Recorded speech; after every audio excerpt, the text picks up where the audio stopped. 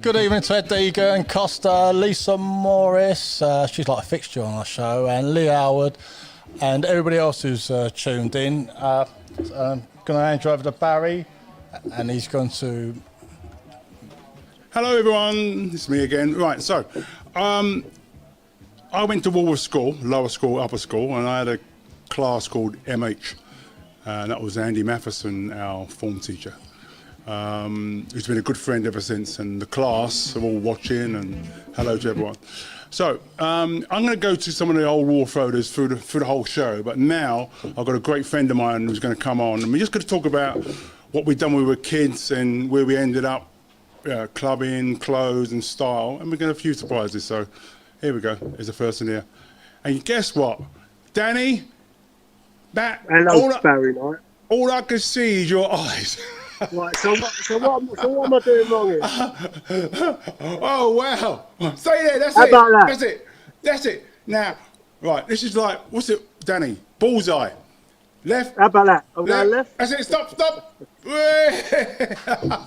How's that? That's so funny. No, I ain't gonna fire nothing at you. Well, I'll go. See, when I move to the right, Yeah. the picture goes left. Right. Well, you stay there in the middle. I have to say, I'm honoured and privileged to be in a company of two living legends, right? the Batman and Robin of the Walworth Road. Oh. Right? The Dark Knight and the Boy Wonder, right? Barry Knight and Danny Walters. I'm humbled and honoured to be invited onto your show tonight. Right? Two boy heroes of mine on the show. And I'm on your show tonight. Well, I'm very grateful. Well, I've got a show of legends, and you're the first one onwards, so you're all right. You're in good hands. Well, but you know what? You normally put Ronan on before me. I have to go after Ronan Keaton and all these other people. So If you wouldn't realise, I've done a church charity show, and Danny actually sang. And when Danny sang, I said, "Right, Dan, you're going to come and do a number." And what actually happened? We had a load of singers gone before him. And every time the singer went on, I mean, there's no pressure, Dan, and it got better and better. But you nailed it. You nailed it. You done really well. They were wonderful singers as well. Yeah. Beautiful, those lovely girls, those lovely melodic voices, and Ronan Keating. Always that your friend who was on a couple of weeks ago with that lovely voice. Molly. No, the guy from Manchester. Carl. Yeah. Carl, yeah. Right. So, yes. Talking about singing. Yeah. About singing. Your family are fair to goers, some of them, right? Right. Okay. And you sing. Okay. Yeah, a little bit. But there's someone who sings better than you. What I found out. Go on. Yeah. Wait there. Okay. I've made up my mind. Don't need to think it over. If I'm wrong, I am right. Don't need to look no further. This is Danny's daughter. I know this is love, but if I tell the world, I'll never say enough, 'cause it was not said to you. And that's exactly what I need to do if I'm in love with you, even if it leads nowhere. So Danny, we're going to get back to you now. Now, I know you're going all red, and look at him, we're getting all emotional. We have two daughters who sing. Isn't that amazing? You all right there? Yeah. Oh no, yeah. I'm laughing more because she'll go mad. That's gone on your show tonight. Well, when I found it, I said, you know what? My daughter come on a couple of weeks ago and she sang a couple of songs, and I didn't realise that your daughter got such a beautiful voice. Molly sang Sunny. Do you remember she sang that lovely song Sunny, didn't she? Yeah. Did it last a couple of weeks ago? Beautiful. All right. So. Well, I'll tell you sang that in her bedroom this afternoon, and she'll go mad. No, she'll be pleased. It's beautiful. No, and you know what? Embarrassed. When I do one of my charity shows, she's going to come and sing with my daughter because she is as good as anyone I've heard. She's a little gem, I tell you, a little gem. Right, let's talk about us. Let's talk about what we started off around cross swords and what we, you know, in the next 2 minutes. Take us from where we started, me and you and all the boys, until we are now. And the Well, you theatre. remember, we remember was at the Christmas show, and we were speaking about the cross swords and going around there as kids, weren't we? Yeah. We used to go around there as kids, like teenagers and stuff.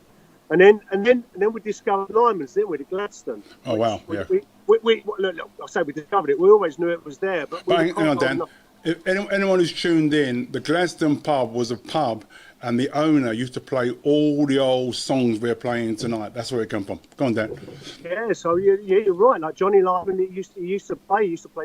We got hooked on Frank Sinatra and Bobby Darin, Mac the Knife. He played. You know, we were kids. We was listening to all this music. Marvin Gaye, Diana Ross, T. Pendergrass. A lot of the black soul music, rhythm and blues music that we used to listen to in Lyman's. You know, Patsy Maloney. We've got to mention Patsy as well. Of course, yeah. You know, he was like he was he like DJ'd. Patsy DJ'd as well, didn't he? DJ. Yeah, we've got, yeah. But you know, the other thing, while that was going on, I was doing my little stuff with the bands, and unknowing to me that your family and all you know, family and family-in-laws were all in the theatre business. And we ended up going to Lyceum, as you know, and that was our kind of mecca in our little corner. And then you invited me down because you're stage manager at Lyceum, and we went. Me and you went and stood in the same corner, and that was like, you know, woo, goose pimples. Like now, I'm getting goose pimples. It was a very strange experience, Barry, for me, because when I'd started working in theatres and stuff, and you know, I'd worked on different bits and pieces around the West End, but the one theatre that I really wanted to work in, and the one that that evaded me, I couldn't get there, was the Lyceum. I'd worked at Miss Saigon, and I'd worked at Beauty and the Beast, and I worked at Les Miserables and Oliver at London Palladium, and all these big West End shows, and I've worked at all these big West End stars. But the one place that I wanted to work was the Lyceum. A very, very good friend of mine called Kieran McGiven was working at the Lyceum and invited me over. We put a show in there called Oklahoma, starring Maureen Lipman and a little-known star at the time, a little-known actor called Hugh Jackman. Oh, right, okay. Who went on to bigger and better things. And that was me back at the Lyceum. I went back to the Lyceum. We put Oklahoma in there. We ran that show. And then we followed that up with another little show from Walt Disney called The Lion King. Oh, this small show. We put The Lion King in there. That opened in October 1999. I ran that show for 12 years. 12 years. Now, you moved on to better pastures, and your son is working at the theatre. Yeah, so Henry now works at The Lion King. So he works in two theatres, actually. He works at The Lion King and he works at Mamma Mia across the road. So there's a lot of the families around Waterloo worked in the West End theatres, you know. But yeah, so I've some wonderful times. But going back to that, we went to the Gladstone, didn't we? And then we used to go over to the Lyceum on a Saturday night, the best disco in town. Of course. You know, with Steve Walsh and Greg Edwards, and all the boys, you know, Billy Rowlands and Eddie McCarthy, Danny and John Chev, and Terry Pastill, Terry Burns, Johnny Whitnall. You know, I mean, you can go on, can't you? But you know what? I remembered, and I've got some stuff. We've got to wind up, but I remembered taking Mark Wallace on his first. I took him over there. He was 16. He had a grey suit on and a pack of a band light blue shirt. You remember the shirt he used to wear? Yeah. And this is a photograph of our old friend. You can see that, Dan?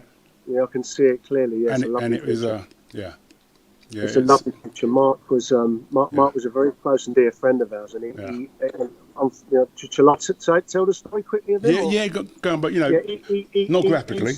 He was 16 years old, and he'd been to football training on a Friday night, and he popped into a pub called The Fort on Grange Road. Just popped in there to see if any of us was in there. And that night, funny enough, none of us were in there. Yeah. And I don't even think he stopped for a drink that night. So it was Friday, October the 31st, 1981. And he left that pub, and some fellas followed him out of there, and they set about him, and they stabbed him and killed him. It was a very, very sad night. 16 years old, and you know, it was. I mean, with all what's going on with the memorial, and Danny. Yeah, and also Go on then. Dan, can you hear me? I can hear you, Dan. Yeah, it ties up with at the moment. There's a lot of people going through experiencing lots of grief, so a lot of things are triggered. So, and also, unfortunately, a lot of the youngsters nowadays are not doing what they should do. So, yeah, it's kind of like looking back now, we reminisce and Sorry, Dan. That was our first kind of. I mean, we had a lot of other things going on, but that was our first kind of death within the Gang of the Wharf Road, tragic death, you know. And you know, I always, every time I do something, I always remember Mark Wallace. It's a very strange thing. He always pops up, and even if I'm doing a big show, his picture will come up. And I remember doing my 50th, and his picture come up, and everyone just sighed because they all saw Mark Wallace. And then the other he was a lovely boy. Yeah, lovely boy. Sorry, yeah, another boy. And the other person, of course, who was a dear friend, he's a lot older than us, but his family, Ray Bellamy and Karen Chesney, they were, you know, Ray is such a great friend of mine and Karen. And this guy here is Ray's brother. And Danny will tell you vaguely about this guy, about the Lyceum and the connection. So Greg is the older brother of Ray Bellamy. Now, Ray is a mutual friend of mine and Barry's, a very close and dear friend of ours. And he's actually my wife Sarah's cousin. Ray and Karen are very close and dear friends of ours. Ray's brother, Greg, worked in the Royal Opera House in Covent Garden. He was actually a charge hand, so without going into the technical side of theatre, a charge hand would be in charge of one of the wings. You've got two wings left and right, so Greg was in charge of one of the wings, and they were moving some scenery across the stage it was on the 31st of March 1989. They were moving some scenery, like big flats, what we call flats, which are big flat pieces of scenery, on a dolly, which is kind of like a bit of a skateboard type thing. And they were moving it across the stage, and the wheels of the dolly went down the track. They started to get the scenery off of the dolly, and all the scenery fell down onto some of the crew. And unfortunately, Greg got caught underneath it, and he was tragically killed that day on the stage of the Royal Opera House. It was a terrible accident, a terrible thing for that family to go through. The Royal Opera House was literally, a stone throw from the Lyceum. So we just thought we'll bring in these two guys who are very special to all of us and you and the families. And I just think with the Royal Opera House and Mark Wallace, we have a great song to play them. And we do. We do. And before we go on to it, I just quickly mention, Danny was saying in the current climate, but just some of my own family that with this COVID-19 stuff. Some of my own family, two of my nieces, my brother John. You know John, who's the headmaster. So his daughter Louise she's a nurse at Great Ormond Street Hospital, the world famous Great Ormond Street Hospital. She's a paediatric nurse, so she looks after sick children, and she's currently isolated at the moment. But she's still working from home. She's doing she's doing cash reviews and updating training records and trying to look after the admin side of Great Ormond Street. So she's doing a great job. His other daughter Elizabeth, she's training to be a doctor. She's volunteered to work in the local surgery, looking after all of their admin and stuff. These girls are key workers. My brother Patrick, his daughter Alice, she's a primary school teacher. She's been looking after kids of key workers so that the key workers can go to work in hospitals and stuff. And we're all very, very proud of them for what they're doing. Not just them, but all of the key workers. I mean, they're literally facing death every time they go to work. They are. That's why people need to stay in. I mean, my niece is a nurse, Tessa Knight, and Gary Wallace's niece is a major porter, and there's another guy called Vince. There's so many and so many friends of ours are all on the front line, and when you see them, they just don't moan. They just get on with it. They're brave. So, Danny, really appreciate you coming on and say hello to your lovely wife and that. I will do, and we're not going to finish on a sad note. We're going to finish on a happy note. I'm just going to take 30 seconds of your time just to talk a little bit about you, because you know what, Barry, I've known you for 40 years. And over 40 years, and you're always involved in doing good things for other people. You know, you've achieved wonderful things in your life. You know, you've worked with some of the biggest names in music and TV, but you've never forgotten where you've come from. you're very proud of your roots and your heritage. You're a massive character in our community and our circle of friends, and a mentor to a lot of people. And I have to say, you know, we're all very proud of you for what you do, for what you've done, for what you do, and what you continue to do. You know, I know you don't do it. You don't want to pat on the back. I know why you do it. You do it because you're one of life's good guys. And you know what? We're all very, very proud of you. Well done, mate, and keep the good work up. Thank you, Dan. I really appreciate that. Thanks. Dan, before you go, you were going to introduce why you selected the next song. The Nessun Dorma. Yes. Yeah. And it's a bit like, everybody's looking for a bit of funk, you know, along the CM or the 80s. So, but the Nessun Dorma. The show off with some great funky music. Nessun Dorma was the song that they sung at Gregory's funeral. They actually sang it live in St Peter's Church in Liverpool Grove. So we're going to dedicate this to the memory of Greg Bellamy and also to Mark Wallace. Yeah. But Barry, keep the good work up. And Daddy, you're there, mate, in the background, and you don't go unnoticed, mate. Well done. Keep the good work up. We're all very proud of you, mate. Yeah, well, it's mutual. But also, like Martha takes down, it's for everybody, if we have a little moment to reflect on.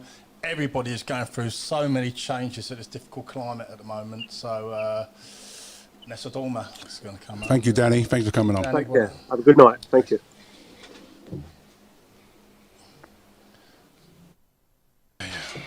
Hello, everyone. That was a bit lovely.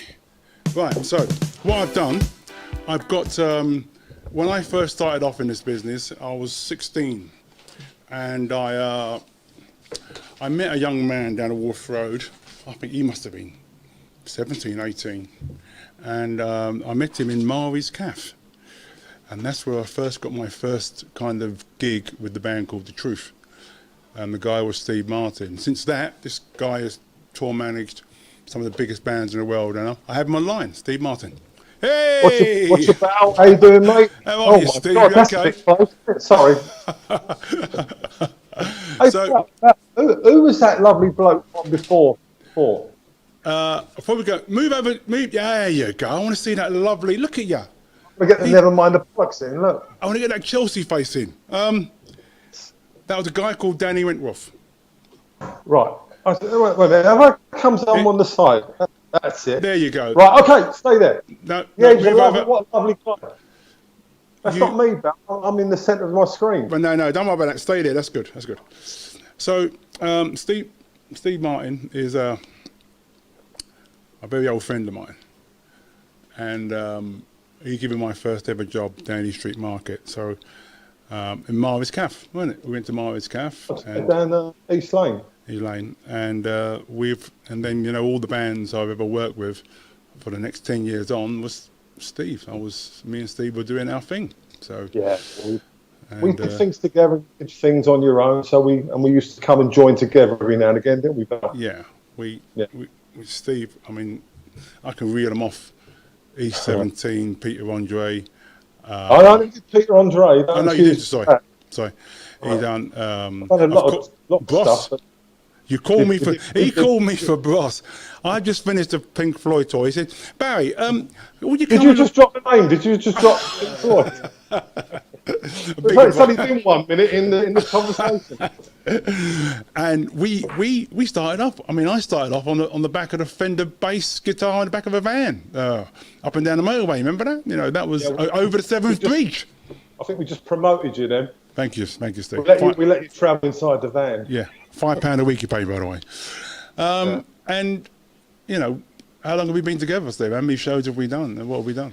Oh God, well, I think our first gig was 1980 or 82, 83, and we did Bros tours, 17 tours.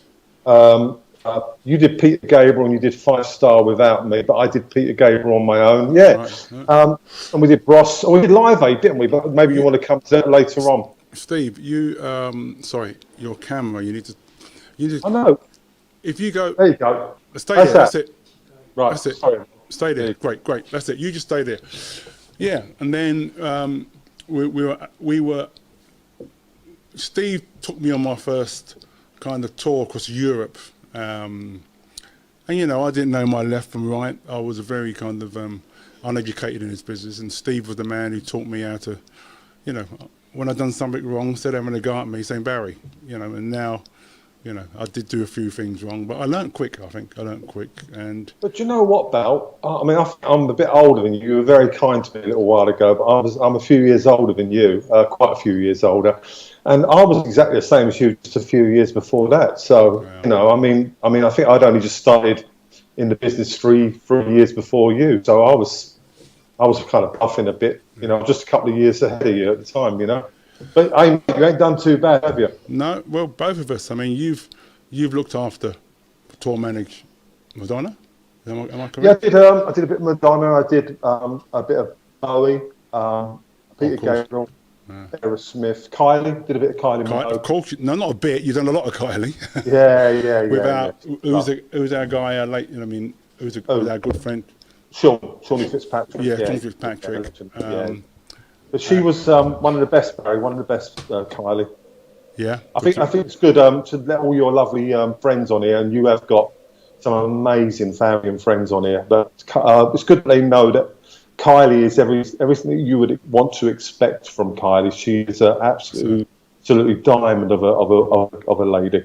All right. Yeah. Well, you know, I've done a few, you know, shows, and she's been there, and she's always been a dream. And then I was working on the Isle of Wight show. I was down there working, and I didn't realise you were there with Madness. I mean, I've been on and off with Madness for I think it's about 20 years. I actually, I'm back with them now for about 4 years, and before I was with them about 10 years ago for another 3 or 4 years. And I know a lot of the geezers on here from South London are all big Madness fans, and they are an amazing band. I mean, they're a nightmare. I mean, they've been here and done it, haven't they? So, you know. I mean, they like to party, those boys. Oh, great. It's they do know how to enjoy themselves, those lads, you know.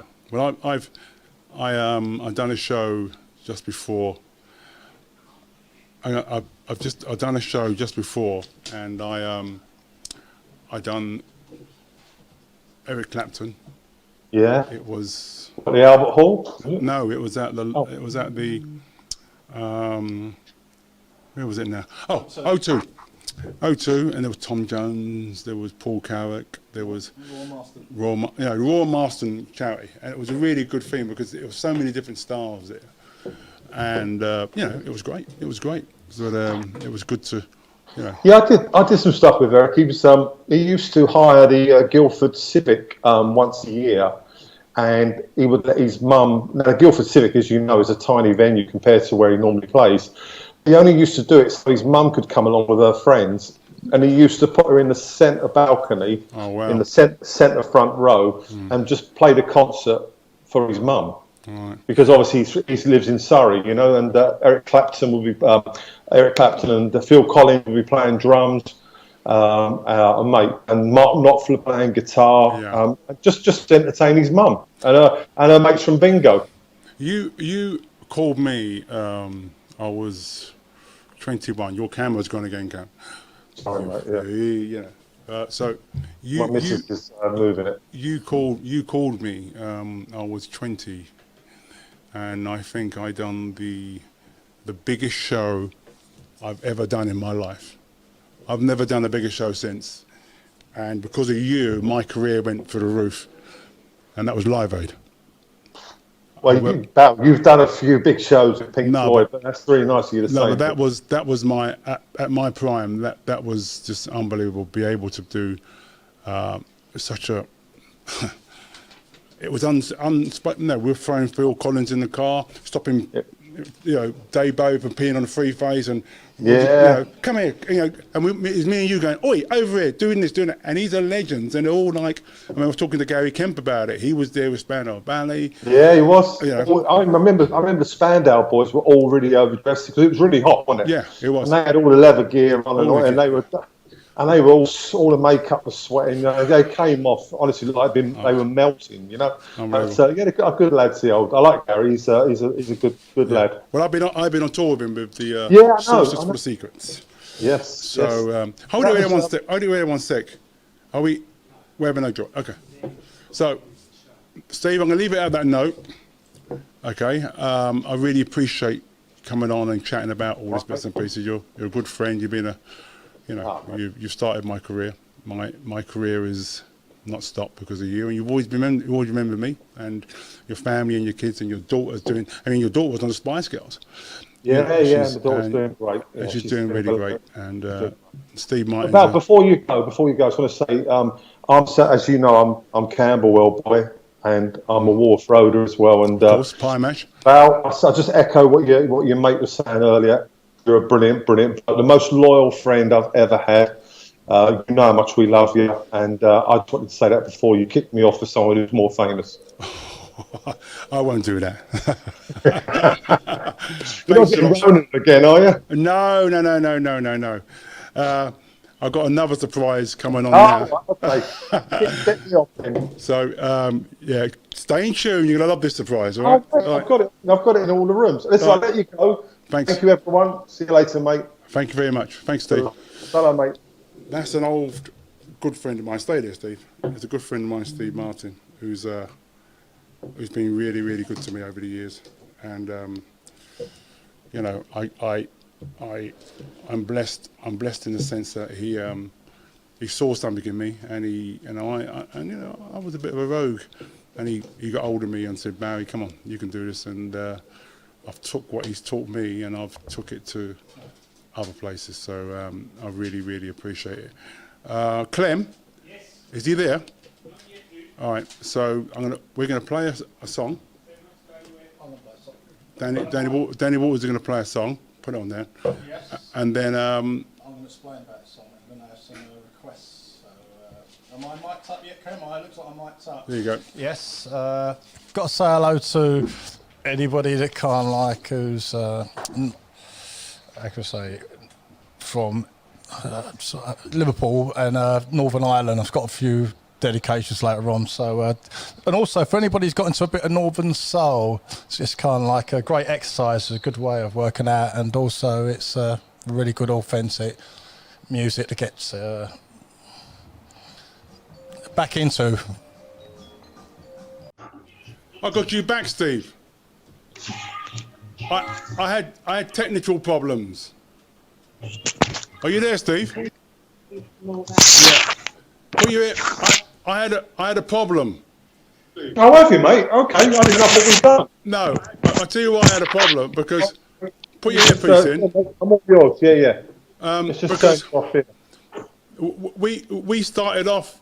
We left someone out, Nick Kershaw. Oh, what? Oh, yeah, Nick Kershaw. Yeah, great. Very underrated. A legend who started our careers off in a. Yeah, I just feel that the guy's never been given enough credit. I mean, people don't realise what an amazing musician is. Well, I've tried to call him, and you know, it's been one of those things. I've not seen him for years. Well, I don't know. Yeah, so we done. Hey! God. There's Nick Kershaw. Steve Martin. That's all, live and breathe. You nearly embarrassed yourself there, mate, didn't you? Yeah, I could have said I'm not that bloody. But no, listen, you know, I just said it so many times recently, Nick. What a massively amazing musician and artist you are, mate. Absolutely. There was a thing on Facebook last week where all the musicians on there were just raving about how great you are. Thanks, mate. Appreciate that. Nick, we had him on and he dropped off, so I was talking to trying to get him back on. But my first ever world tour was with you two. I mean, you, Nick Kershaw, the man himself, is the first person I ever looked after, and he took us around the world. We went everywhere, you know. And we were talking about it earlier on, me and Nick, about how we had to go to, we went to Japan. We had to go via Alaska. Yeah, so it was probably cheaper. Probably cheaper, yeah. But Nick, what are you up to? What are you up to? What are you doing, Nick? Sorry, Barry. What are you doing? What are you doing? What am I doing? Yeah. A lot of gardening at the moment. Oh. Well, Gardening and drinking. That's, Jo- that's pretty much it, really, at the moment. what about you, Steve? You drinking? Oh, there you Drinking, go. I've got the good glass. Bit of primitiva. Have you been touring, Nick, before all this happened? Oh, his throat's. I don't do a lot of touring. I don't do a lot of touring as such anymore, mate. I do. You know, I do loads of festivals, and I do the odd kind of 2-week stint, but nothing like we did back in the day. You know, I like my home comforts too much. Yeah. Did you remember the hot combs doing the Barnet? Remember the hot? What? When you had to hear, they had to get the hot comb and comb your hair before you went on stage. Oh, tongs, mate. Yeah, it was hours. We had to get to, you know, it was like 4:30 sound check, like 5 o'clock food, and then sort of 5:30. It took us till about 5:30 till 8 o'clock to get ready for the gig. Oh yeah, I mean it was. But we're saying when I got the job with Steve, it was amazing because he got the job with you, Nick, through Mickey Modern and Dennis Arnold, and it was pioneering. I think you and Gary Wallace were as a pair. Yeah. Hello, can you hear me, mother? Yeah, I can hear you. Me. I can Okay, hear. yeah, you and Gary Wallace came as a pair, I think. Oh, he's on later on actually. Gary's on later on. Is he? Yeah. Oh, bless him. You hope. Yeah, but I really thank you. I was surprised, Steve. I've never seen him speechless, Nick, but he's speechless because he can't believe I got him on. But we've been planning this, and the internet. So many people are on the internet, so it's a bit touch and go. But I really thank you, Steve Martin, for my career, and you, of course, Nick Kershaw, everyone. Nick Kershaw. I can applaud this man. Unbelievable. There you go. Thanks for both. It's been a while since I've had a round of applause, so thanks for that. That's good. But Nick, when I come out of this, I usually have a little. I mean, my 50th, you were doing something for your father-in-law, so you couldn't come and play at my 50th. That was something that was going on. Yeah. So when we come out of this, we're going to put a show on, and it'll be lovely for you to come along and sing a song. Mate. We Yeah. appreciate that. Absolutely. And thank you very much. It'll be lovely to see all the old faces again. Old? Look at us. I've got a big knot round the back of my head now. But anyway, thank you very much, both of you. Nick, Yeah, and thank Steve you. Martin. Thank you very much. Nick. Thank you. See you, mate. Looking great. All the best. Bye-bye. Thanks. See you, Bye. pal. Play a song, Dan. Play a song. Lovely. Can you believe that? Play a song. Hey, everyone. So, That was Lisa Morris, by the way, and Keep On. And the last song was Geraldine Hunt, and yeah, You Can't Fake the Feeling. And for all those who missed out in the Case of Soul Weekender, and also for Steve Jackson and also John Osborne, who might be listening in this evening, and also for Kate, who's an NHS worker at Great Ormond Street, and that was from Isabel. And Andy Matheson, and that's for Ronnie, Julie, Dawn, Leslie, Paula, Susie, Camilla, Joe and Tony, and Eileen Niggin Lee. Barry, over to you. thanks, Dan. So, had a few technical problems, and it was great because Nick was able to come in and surprise Steve Martin. I've got another great player coming on now. This is my oldest friend. I've got 3 friends who I've known since I was 4, and that's Gary Wallace, that is Vincent Brady, and Jonathan James.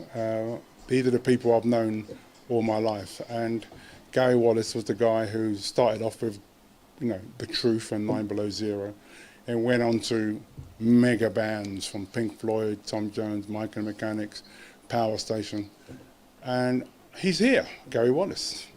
Hey! This is my oldest. This guy is my oldest friend. Him, Jonathan James, and Vincent Brady. This guy here, right? And let me tell you something about this guy. He used to come. I used to get the Christmas dinner, cook it. I'll come and get it, take it home, and give it to the family. That's how much of a friend this guy is. Hi, Gary. How are you? You still owe me for that. This Are is you good? All good, all good. So we started off in primary school, Robert Browning. That's where we started off, down East Street Market. And Gary lived above the sweet shop in East Street Market, number 17, is it? Number 17? 26. Oh, 26. VAT. Yeah, I'm VAT, sorry. Yeah, so we've had a bit of a run, haven't we? We're doing all right, Gary. We met in, what was it, mid-1967. Wow. Wow. Mid-1967. Wow. And that was in Robert Browning. 52 years ago, Bill. I'm not going to swear. 52 It's enough to make you years. swear. I used to help Gary carry his, remember he used to carry the congas and everything to shows. Yeah. There was no cars or nothing. We used to carry to school to go to rehearsals, and it was miles and miles away, and we were so small, and they were so big and so heavy. You know, and then he paid me back because I got Pink Floyd through Gary, and it was. That was nice. You know, we went through it together, and you know, it's a lovely thing as we help each other out, and it came good for me. I got the opportunity. I said, "Get my mate Barry in. He's pretty handy." Wow. You know, and the rest is history, as they say. Yeah. It's not been a bad ride, Bal, has it? We've done all right. I'll tell you what's interesting, because, you know, apart from the bands, the teeny bop bands I've done, I remember being on the Pink Floyd tour in 1987, and you said to me, Barry, come over to a friend of mine's house. Who's that? Tom. I go, right. Where is it? In Bel Air. I always thought Bel Air was just a TV show. I remember getting in the taxi, and me and you went to Tom Jones's house, the house he bought off of Dean Martin, isn't it, or something? Yeah. In mine's old house, but you forgot the best part of the story, because I said to Tom, I said, we were going to go up in a taxi, and I said, so what's your address? He said, don't worry, you'll know when you get there.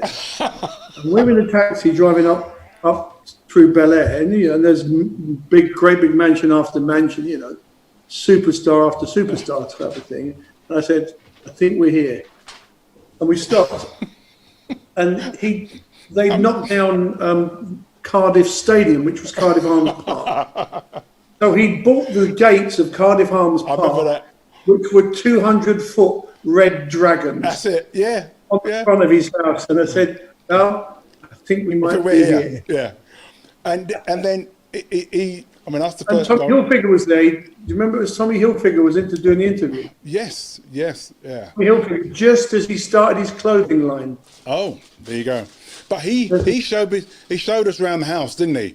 And it was like 45 minutes walking around the house and the gym and the cinema and the stores. I mean, to be honest with you, it was so big. I mean, it's almost comedy, because you just no one person can live in. I mean, I remember if you go over the back of the swimming pool, there was the house with the cinema in it. Yeah, I remember that. The house that we've ever lived in. That was just the cinema. Yeah. It was Dean Martin's old house. Right, yeah. Amazing place. But you've known him how many years now? And he's been such a great Yeah, we've friend become to very you, close yeah? friends over the years. It's been 30 something years for me and Tom together. I spoke to him just about half an hour ago, actually. Oh, great. But what happens... Says his best year. Thank you very much. But what happens with Tom and all the gang is that when you have your dinners and we sit there, we're like a bunch of teenagers, isn't we? You are. Oh, thanks. All right. So my mate Gary here, he doesn't like talking about himself, so I'll tell you. He's played with Randy Crawford. He's played with Power Station. He's played with Stevie Wonder. He's played with Tom Jones. He's done a song at our birthday with Peter Gabriel, and go on and on and on. And what people don't realise, you played on some of the Aswad albums. I did. So what song was it? On the Aswad album? Yeah. I know I did a whole album with them, actually. The whole album. In Notting Hill. In Notting Hill, what did we do? We did Don't Turn Around. Yeah. We did a really brilliant version of one of our favourite songs, actually, me and you. the Sugar Miner. See that girl. What's that? See song? that girl, she does something to. Yep. That song. We both always loved that since we were kids. Yeah. We did that with the boys. That was great. What's happening now? That Gary has been in his isolation a lot longer than all of us, because he had the flu and symptoms. So he just looked after himself, kept away from everyone else. So I asked him. I said, "Could you do Ain't No Stopping Us Now and remix it?" And he got into his studio in his house and he'd done. And we had a really lovely guy, MBE, Roachford. One of our own. And if I'm correct, with technology, you never know what happens with me, Gary. Oh, you. Hey! Oh, kid. What you doing, Gary? See? See? Ladies, Yeah. ladies and gentlemen, The old guard of the Walworth Road. we have Yeah, MBE. I got it on my correct. I got it on my hand here, because he was brought up in Elephant back at Kennington, went to North Peckham School, right? And was Carlton, yeah. was it school North Peckham? Thomas Carlton. It was like off Peckham High Street. All right, Thomas Yeah. Carlton, And Mark- and then he was down the Wharf Road and then doing his thing, and suddenly he had a #1 hit with Teddy Bear. Is it Teddy Bear? One of them songs. Close. And one of them, you know me. I'm so South London, I ain't got a clue. But Yeah. what was interesting about you, Roachford, you've sung at me and Gary's 50th, and then you sung. You come along and you sung at the church and sung again, and you've done Ain't No Stopping Us Now. And when we asked you, you just said yeah, and you've done a new release, and Gary's mixed it, and you know it's We get all the money we gave him. You've done a good job. I mean, Gary, you're terrible. You're terrible. No, we can't have it. So hang on, before we start, when you got your MBE, who gave it to you? Princess Anne gave it to me. Oh, Bouffant. Yeah, she was really like, we had a little conversation, and I thought it'd be a bit, I don't know, formal. It was less formal. She was literally asking me about what, how it felt to be traveling around and how I keep doing it. And yeah, she was lovely. Oh, great. Yeah. So I was nervous as hell, Oh, but hang on, MBE. But, you're carrying the night, so. Yeah. I'm born a knight, see, I don't need a knighthood. You know that, right? Yeah.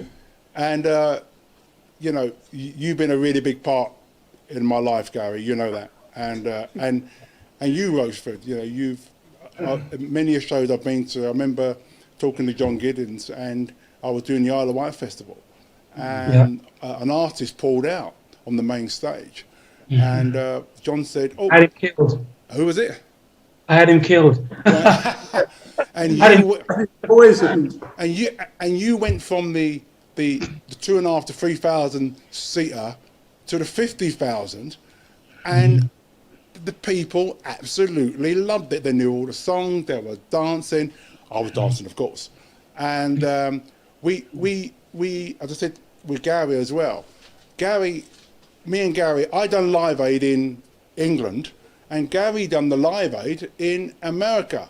And you played with Duran Duran, Power Station. Am I correct, Gary? Yeah, twice, yeah. So you done both. And I ain't got that picture of Gary with the Bouffant, of course, you know that. But even you had hair there. Oh yeah. Yeah, but me and Roachford, we're twins. Look at shine on that. Well, it's not It's just super stealth rather than the cue ball. So let's talk about Ain't No Stopping Us Now and what it means. You sing it very well, Gary. You want to tell us what? Well, you have the master singing here. There are no other words from my brother. You know, I've been lucky enough to be in a band with Andrew now for 11 years. Wow. Since 2009, Yeah, right? We've been doing mechanics together. Okay. Yeah, we've been, and we never, all of those years of living in or being born in the Walworth Road, and Andrew Manor placing me in East Street, never actually meeting until we got to 45 years old. Never met each other. Wow. So it's an amazing thing that we've got to kind of collide in this band and become the closest and closest of friends. And Yeah. as I say straight to you, you're my brother, you know, and it's just the way it is. But you know, when you mentioned to me you were going to do this thing, Val, and you wanted to raise awareness, raise some money for the less fortunate people in the neighbourhood, people that have fallen between the gaps where the system hasn't caught up enough to be able to capture them and support them. You know, these people are very wanting, very needy, and very worthy. So you explained to me the purpose of the show and raising some money and local awareness to basically get food bank in place and support these less fortunates. And I said to you, why don't we make a theme tune to support that push? You know, something you can pledge money to. It identifies the Walworth Road, who we all are. It's been a theme tune since we were kids. For me, you wrote for all of us. And so we came up with that idea between us saying, look, let's have a theme tune that it's a great message. It's a very positive, forward-thinking message. And there is that, the whole essence of it is that there ain't no stopping us. We will get through this. Yeah. It's a lovely sentiment. Of course. It means a lot to all of us. And it gives us something to pledge to, hang our hat on in times of, you know, great, it's terrible anxiety, you know, a very uncertain future. And it's a very positive message. So being able to kind of, for me and Andrew to record that and place that on the show and give people that focal point to pledge to and hang some hope on was our intention and a gift to you. I appreciate that, and having MBE on it. I love the fact that you actually still need to get it right. That's pretty impressive. I've got it here. You know, something don't stick in my brain, and I've got it here. MBE. I can vouch for you. After many years, some things don't stick in your brain. You still call me Vincent. Right, Rachel, Gary, man. thank you very much. We're going to play this song. Ain't no stopping us now. Keep on with the good work, everyone. Thanks, Richard. Cheers.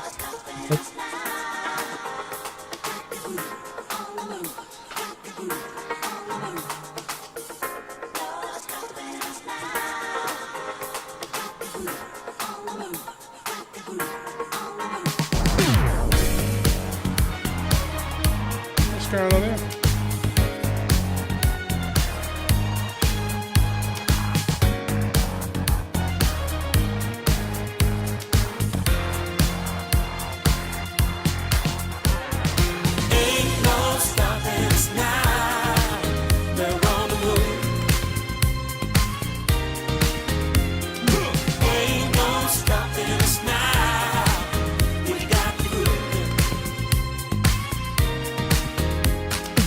There's been so many things that's held us down, but now it looks like things are finally coming around.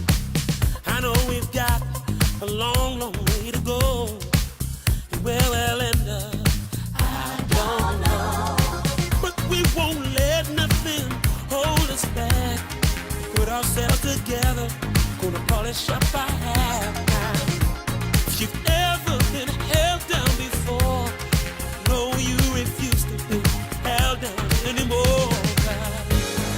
Don't you let nothing stand in your way. I want y'all to listen to every word I say, every word I say. Ain't no stopping us now. We're on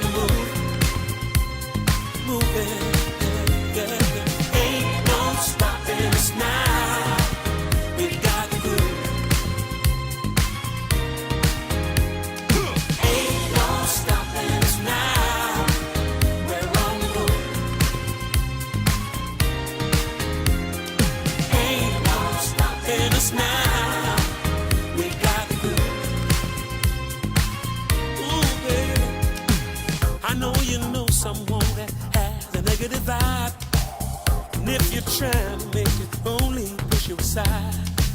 They really don't have nowhere to go. Ask them where they're going. They don't know. We won't let nothing hold us back. We're putting ourselves together. We'll polish up our act. If you've ever been held down before, no, you refuse to be held down anymore. Don't you let nothing stand in our way. I want you to listen to every word I say, every word I say. We're on the move. I know, ain't no stopping us now. We got the groove, we got it. Oh yeah, we got it.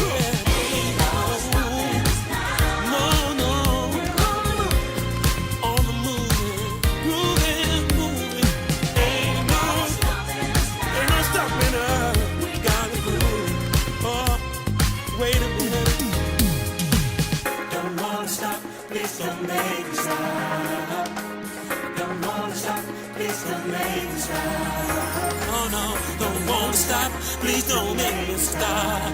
Please don't make me fail. Ain't no S-T-O-P-P-I-N. Ain't no S-T-O-P-P-I-N. Ain't no. Hello, everybody. Hi, this is Vanessa. And this is Ben. We just want. Yeah. Looks like we've got Vanessa Phelps. Can you hear me, guys?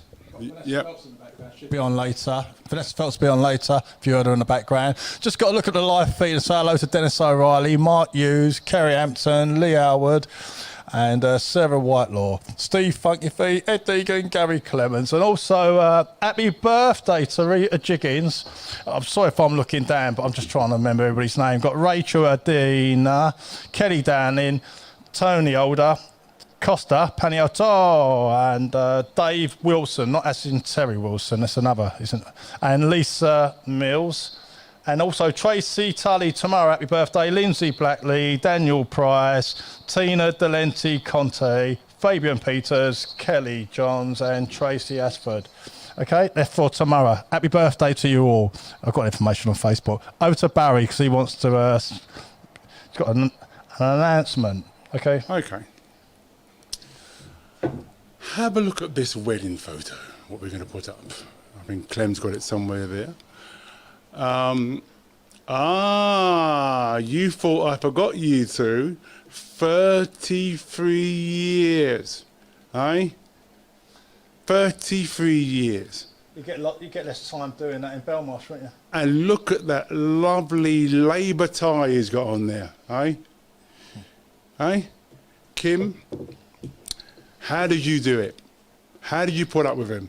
You should pass him that flower to him because he's a good man, Paddy. He's a good man. So I wish you all the best with your other 34 years together. So, what were you doing, Dan? What were you going to do? I mean, we've had Nick Kershaw. We've had Steve Martin. We've had Roachford.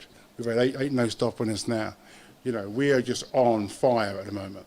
So, I would say is that you people have donated a lot of money, and we've spent a good amount of money, and we've fed over 5,500 families. Is this a moment to toast to Morrison's? I will say we will toast. So We'll get a Morrison's. toast Get the up cup here. up. Advertise Got a cup here. Look, Morrison's. Morrison's. Thank you very much. For donating for all the charity to the local families, and anybody who's not up to date with that charity can go online and look up the Big Night Out and be mentioned later on. The whole thing about what we weren't actually starting off about the charity, but the government. I've been driving around, and while we've been inside, isolating and hiding, they have put all new yellow lines down. Yep. New yellow lines, traffic lights are all clean, less bays. They've actually, as we're inside, they're out there giving us more lines. And when we come out, right? We're raising money for people starving, and what are they doing? Well, they look at its jobs, because if they don't spend the budget and show their kind of like their jobs mean something, then they're going to be out of work. So it's Yeah, but Dan, it's a circle. I understand that, but there's me and you, right? We're little of us doing this little show, and we've raised this money through all you people who are tuned in all around the world. It was amazing, and we have fed up to date 5,500 families, right, for the last 7 weeks. What about if we didn't do that, right? What will happen? Yesterday I got a phone call. I got a phone call from someone. I said, Barry, I got a phone call from someone saying, I have a 94-year-old lady who got called by the council, okay? And she ain't been fed for 4 to 5 days. She's got no food. So I had to go around and give her our food because the council ain't gone and fed her. So what I'm trying to say, if you look on the screen, this is the kind of things we're doing. This is Linda, and Roy's in the background. And actually, let's put the volume up on that and see what Roy's saying. You got that, Clem? Anyone else who's helping out? Thank you. Thank you. Hi everyone, this is Linda, who's bagging up all the items for me. I am helping, it's just that I'm filming her at the moment. Yeah, so we're just putting a selection of all these goods in. They're not every single piece of them goes in a bag, but obviously families eat different things. So yes, she's bagging everything up, and we'll have all these bags ready for the children and the families to come tomorrow and pick them all up. A big thank you again, can't say again enough. Thank you Morrison's, thank you Barry, thank you Danny, and anyone else who's helping out. Thank you. Thank you. So I just wanted to show you, so what happens, I go in on Monday, and Danny, we get the pallets all set up, we take it to the local Cross Source Church, we load it in. As we load it in, we leave, and then all the women go in and they bag up, and you can see how much food is going into the bags. So it's not one, I mean, you can barely carry the bag. So I'd just like to thank them all. Thank you all for what you've been doing. Who else has been helping you? Who's the rest of the team? Well, there's Jamie Bronfield, there's you, there's Clem, there's Linda, there's Cappy Rowlands. Oh, I mean, there's the main man from the, Elson. You can see us loading in the food now, and this young lad here loading all the bread in. Fresh bread every Monday for everyone. Then we got Starla. Starla's got another organisation over the other side of the Elephant Castle in Southwark. So we've been feeding food between each other and getting people fed over there. So she's feeding 90 people a day. So it's you know, we have fed now, apart from with your donations and the way Morrison's have been working with us, we've actually fed more because we've kitted out the Camberwell Food Bank.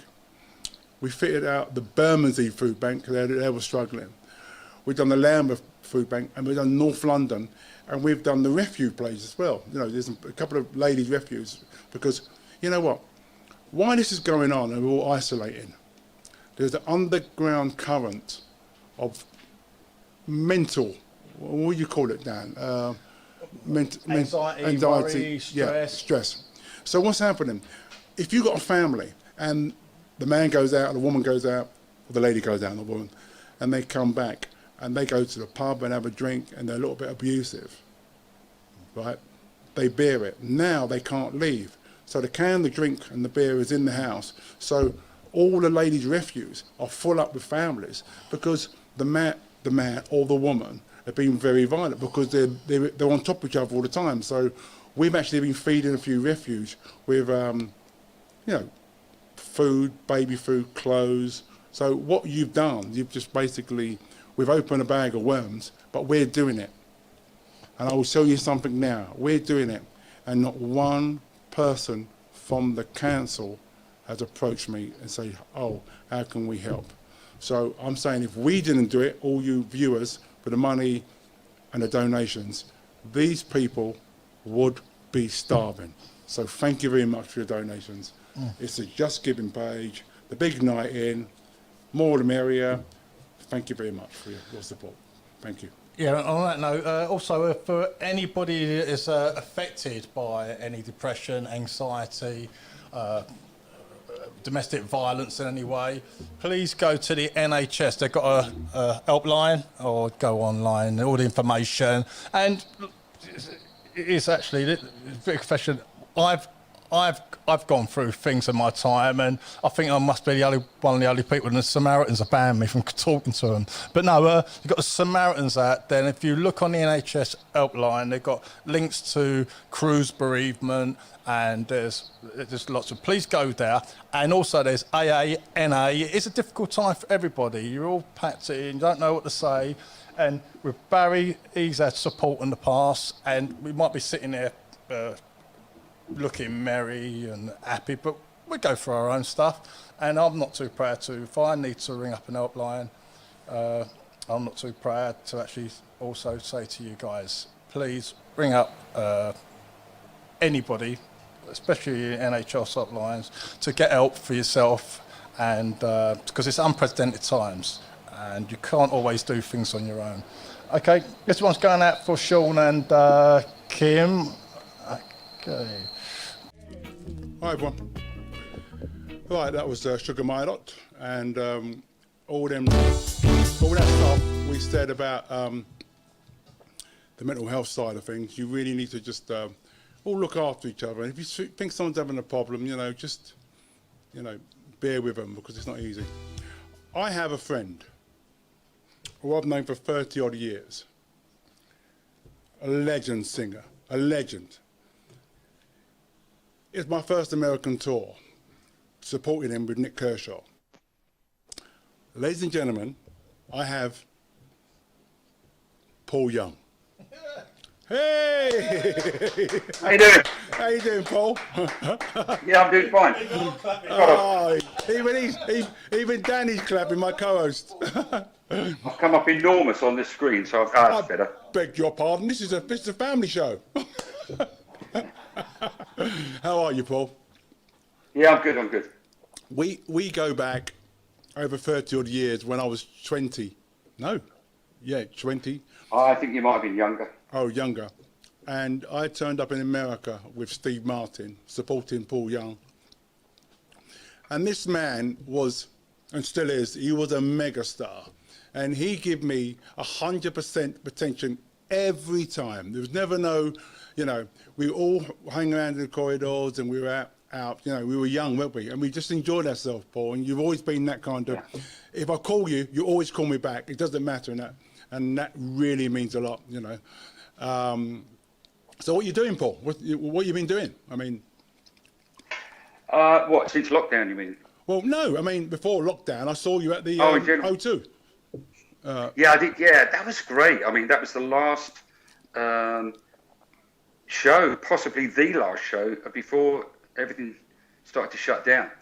And it was a massive concert that Gary Brooker from Procol Harum helped to organise that raised...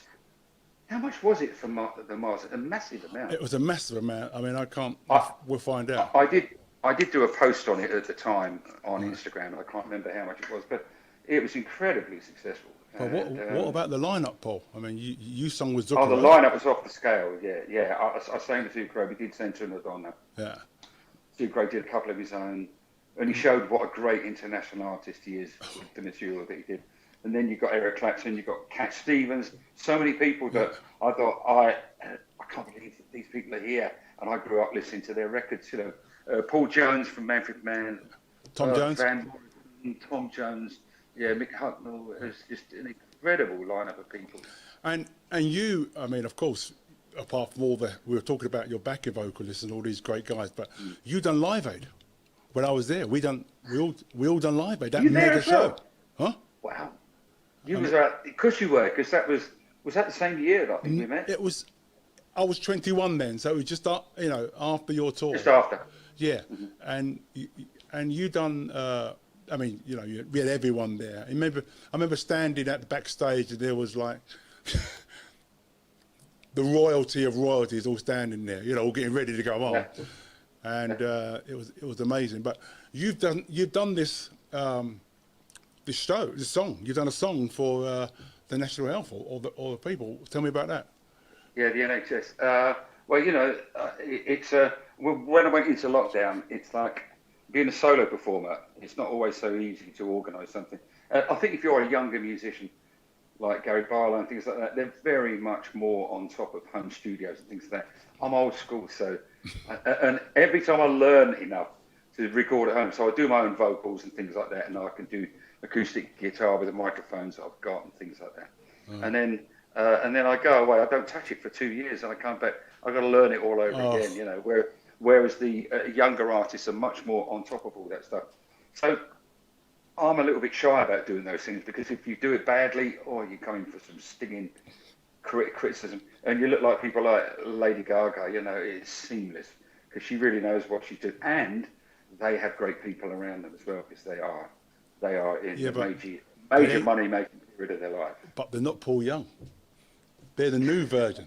You know what I mean? Yeah. I mean, So the thing about the Pacaminos is we are a group, and I am just one of the singers. So we just all started having Zoom meetings. Because apart from the Pacaminos being a band, which it has been for 27, 28 years now, of friends, it's also a bit of a social club. And so when the gigs dried up, we kind of missed the tequila drinking and joke cracking. The very relaxed kind of atmosphere that goes on in our live shows. So we started to Zoom each other. And then it got to that point where we thought, well, you know, a lot of people have done, some people have done incredibly expensive, very flash-looking videos. Other people have just set up anywhere and just sung. And I thought that doesn't work very well. You know, they were getting criticised a lot for doing that. And there are other people that the money behind it was ridiculous. So the Pacaminos fall somewhere in the middle. That we're a bunch of friends. But the thing about the Pacaminos songs and the material is it's very accessible. It's danceable. It's kind of romantic. It's a good night out. I mean, what I always think is when people say, "Why did you do Tex-Mex?" It's not really the style of music so much as with the Q-Tips. The Q-Tips was like soul music. It started off as working class music. Yeah. So in America, it was the poor black people that would go out and they would go to blues clubs and things like that. That was there. They earned a pittance and they spent that money on drinking and dancing with girls, which is what. Of course. And with Mexican music, it's got the similar thing. They work like slaves. You know, they don't get much money, so they want to go to a dance hall on a Friday, Saturday night, meet girls, drink tequila, have a good time. You know, and that's basically what the Pacaminos are doing. Right. It's a simple. So when I get together with the Pacaminos, it's a very similar vibe that I had when I was in the Q-Tips, in that I've really enjoyed their company, the musicians. Right. I enjoy play, and I enjoy doing harmonies with other people, which I never get to do on my own shows. And there's so many sides of it that I find really, really fulfilling. You know. Well, I've heard this song, and it was Goose Pimples, and it's very kind of... Really? Oh, yeah. It was, I played it to the guys, and they were like, wow, this is great. And it is an honour to have you on this show, because it's only little old me and Danny. This is Danny over there. He's a little, another one. Danny. Yeah. Hello, Paul. And Are you actually well known in Dulwich? Many years ago, East Dulwich. East Dulwich, well, the Q-Tips used to play all around London, so we must have played East Dulwich. Yeah, I've got this friend, funny enough, by coincidence. Now, mind yourself now. No, I've got this friend called Ross Palmer, and he says one of the best times he ever had was Lordship Lane in Dulwich, meeting Paul Young and drinking with him. And it's funny, so... I don't know what you mean, I've given up drinking. And it's funny, I didn't say nothing, but I've talked to him tomorrow, I'm going to say nothing, so he's going to believe that I've actually... But thank you, yeah, so... yeah, Ross, Oh, that's so... Paul Young. He's a comedian and all, Paul. Brilliant. I'm an Alcoholics Anonymous.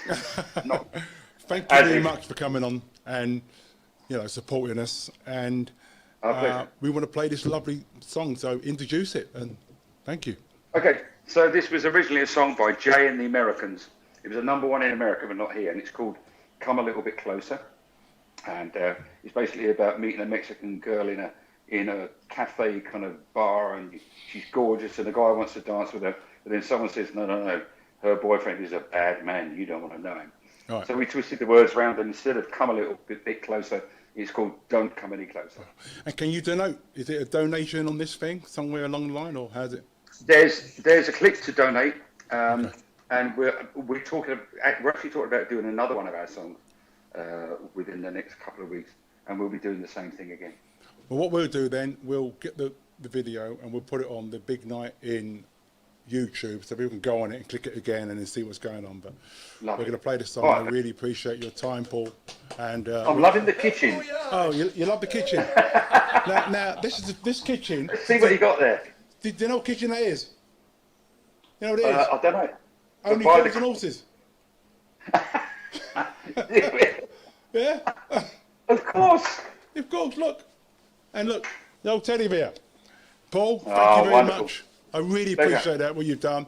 And yes, keep in touch and we'll have a coffee when we're out of this hole. Yeah? Okay, definitely, yeah. All right, you take care. You going to say? Yeah. Yeah, as first I can say, every time you go away, you take a piece of me with you.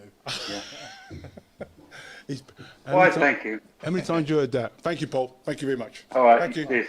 Bye. Take care. Bye. Hey, Paul. How you doing? Hey, all right. How's it going for you? It's going pretty good. The shame the weather keeps changing, but apart from that, yeah, it's driving me a little bit crazy though. We need to do something. We don't get out much, do we now? Not now, no. Not now. Have you got any ideas in mind then what we should do? Well, we could do, I was thinking about, we could maybe come a little bit closer and, with the guys in this kind of format. Oh yeah, sure. But let's change it a bit into Don't Come Any Closer. Okay. And let's mess with the lyrics a bit. I'll get started on it and I'll send you what I've got and then you can tart them up a bit and then we'll see what we got. Oh, cool. All right. Yeah, okay. Now we need to get the Amigos back together and Yeah, then definitely. we'll have a go at it. Fantastic. All right then. I'll be checking in with you soon. All right. Good to see you. Yeah, right.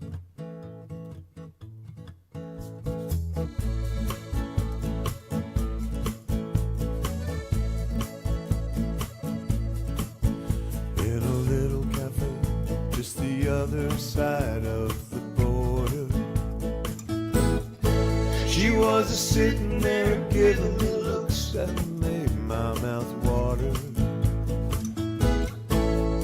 So I started walking her way, but I watched as she backed away, and I knew, yes I knew I was wrong when I heard her say, don't you come any closer, hey gringo, just stay 2 meters away. Don't you come any closer, lockdown is in place, so keep out of my space. So then we stayed apart, it was hard, she looked so inviting, and I just couldn't resist, I blew a kiss, it wasn't exciting. Then the guitar player said to me, wait, the man, he don't self-isolate. And he told me that I should vamoose, for there's on his way. Don't you come any closer, hey gringo, just stay 2 meters away. Don't you come any closer, lockdown is in place, so keep out of my space.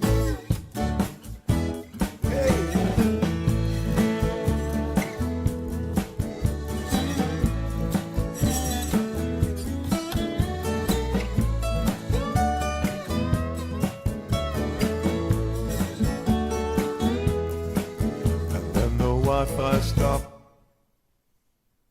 and when I looked, the cafe was empty.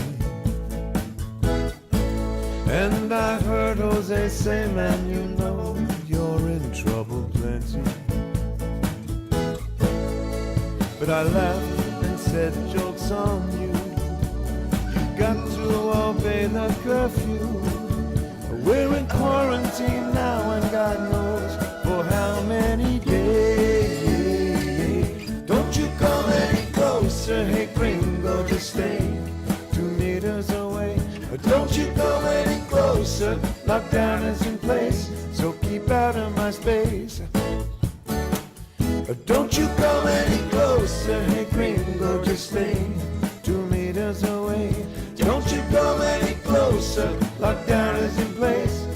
Get out of my face. Oh, come on. No, don't you come any closer. Don't come any closer. No, no, no, closer.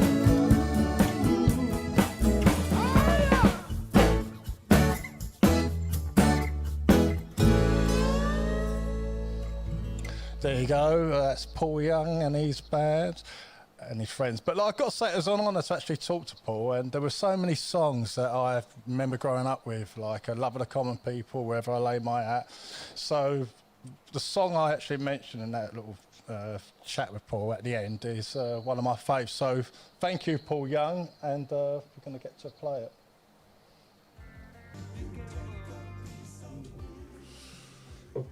Right, Paul Young, can you believe that? He's just we've had a few faces on this, Dan. We've had a few number one people with friends and artists, and you know, they don't need to come on. They got everyone's calling them. Everyone's calling them. Oh, I want to do this. I want to do that. And I call them, and they go, "Yes, we're coming on." You know, so it really means a lot. You know. On the other note, the theatre side of things and the show business, a lot of us go into shows, and a lot of us work in the theatres. You know, there's Peasley. He works in he works in a theatre over the West End, and he's in adverts. You know, a lot of our kids are in a lot of. You know, I think Danny Sheffield's daughter done a few shows and all that kind of stuff. You know what I mean? So our kids, and Jeff Edwards' daughters, you know, one's all gymnasts and, you know, just doing so well. There's underground, there's us, there's all of us who just like survive, and our kids are really, really doing well. So that's a really good thing. I had a story. I was talking to Katie Butlins, and it was really interesting.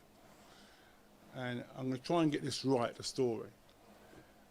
There was her grandfather was a manager of a theatre. What theatre was it, Dan? What theatre was it? I slipped my mind for a moment. Anyway, he was the manager of a theatre. I think it's something Royal Theatre, and it was the theatre where they'd done the live shows from, down by round the corner of Buckingham Palace. And she was in the audience when that legendary comedian, who was the comedian who passed? That was Tommy Cooper, and it was Majesty's Theatre. At Majesty's Theatre, and Tommy Cooper had a heart attack, and Katie Butlins and her sister, I think Maria, was in the audience, and the curtain shut, and there's a famous shot of his feet coming behind, and she was telling me that no one knew what was going on. It was live, so in those days, when it was live, there was no 5 or 6 second delay, as Danny Wimple told me. It was live, so everyone thought it was part of the show, but it weren't. He actually had a heart attack. The curtains come, and Katie Butlins was in the audience, and she told me that, and I was gobsmacked because that's like a legendary story. You know what I mean? So at times like this, you miss your characters, whether it's Bruce Forsyth, whether it's Tommy Cooper, and Les Dawson, Kenny Lynch recently. Wow, yeah. There's so many people, but really good watching the VE celebrations yesterday, and got so many other people. But yeah, at times like this, remember those great artists. I mean, Tommy Cooper, just like that. Was that? You know what I mean? Yeah, like that. So basically, we're going to play another song when we can, and we just have to really look after ourselves. And we've got another great video coming up, an artist from the West End. So when you get a chance, just keep it tuned, keep your whiskies and your beers and all your stuff sensibly, and just be safe. Be safe. Yeah, it's another one from Paul Young. Once again, it's when I'm overindulging. I'm a big Paul Young fan, so thanks, Paul. With Wherever I Lay My Hat, and that actually was a cover of a Marvin Gaye song, and you got to understand, for Paul Young to carry that song off and make it a legend, and most people who might not know of Marvin Gaye might not realise that was an original. So well done, Paul, for covering, making a timeless classic. A few weeks ago, we had a footage and was by Ray Winston. It was cut off short, so we're going to play the full version, and then we're going to play a song, a Marvin Gaye song. So, Krem, have we got it lined up yet? Yeah. Hi all. Now, I was asked to record this message for some very special people in South East London and from all over the world. Hope you're all keeping well, fit and well. Listen, well done for all the money you've raised to feed hungry kids and their families during this pandemic. Please keep the donations coming in. It's very, very important we keep this going. Oh, and as you young'uns say, a big shout out to all the Woolworth Roaders. Aye, aye. Enjoy Barry and Danny's big night in tonight, guys. They're playing mostly soul and dance music. Me, personally, I would like to hear a bit of Marvin Gaye, get me in the mood. Stay safe, stay well, and stay indoors. God bless. Did you see that last shot, Clem? I'll tell you a funny story about that shot. And someone sent me that picture. I went on tour, and when I come back, I was around about 17, and I had a little bit of money, and I was walking around the back where I live, and someone said, "Oh, Barry, where do you live?" And as I went to point up, my late mother has hung her knickers out on the line, right? And I'm talking, it was like the Cutty Sark going past that, you know. I had to point to the balcony above, say, "Oh yeah, I live up there."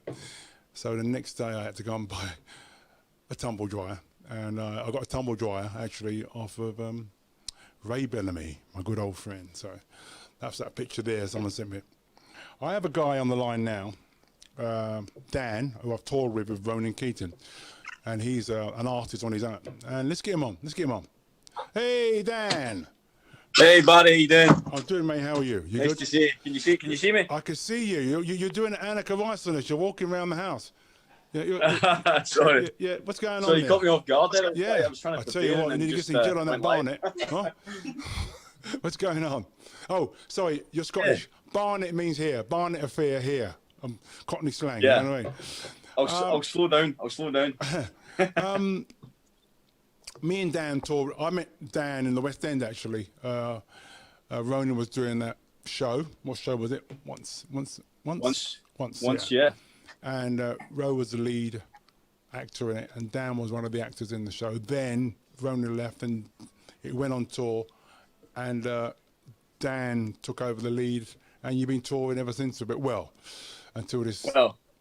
Well, I mean, it actually never went on. It was a different production, so it had a little break. Man, I made about a 4-year break. So, and I like how you summarised it there, but it was. I tried. But yeah, no, I ended up touring with Ronan first, right, and then I went back to the show. So we kind of, I still play in Ronan's band as well, and amongst songwriting and other stuff. And I finally went back to theatre, did the show, and then COVID struck like it struck everyone else. So and that's it. We're all in the same boat. You know what I mean? So yeah, it's not easy. So Dan spoke to me a couple of weeks ago. He said, "I'm writing a song." I said, "Okay, well."